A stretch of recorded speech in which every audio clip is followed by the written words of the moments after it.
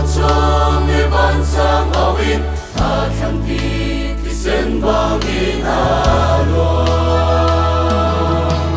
mo ka pa hi sai hi ka chia yang ka ke tu bang si lawin yang madu angin se ati ke mi soi ro ma Jesu Christu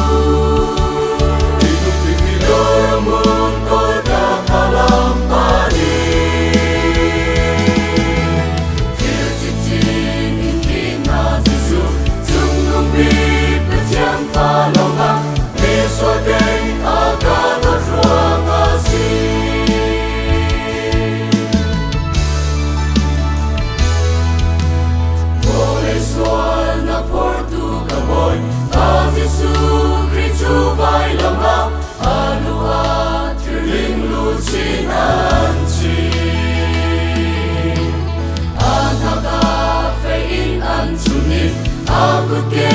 akhirin angke trong tu ngày lâu mang ta pha bang in cây mi soi roa ma Jesu Christu tinung mi doramon ko ta palam pani kir chitin in ma Jesu tung nung mi pachang pha lâu mang so day agad ruang asih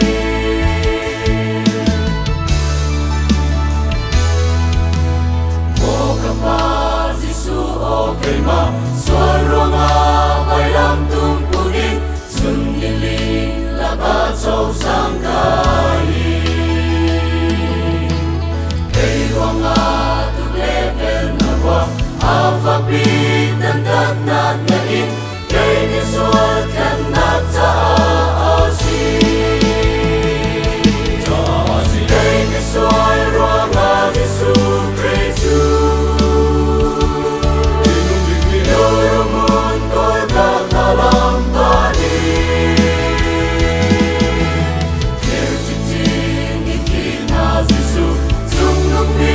katyang palawang ni suat kay agad ruang asi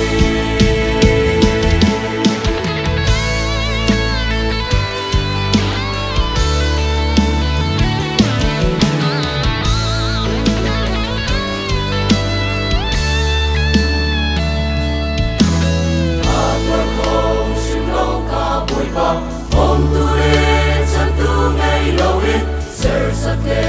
som tai pun kip tuari amaya chiu in an chabi soal puri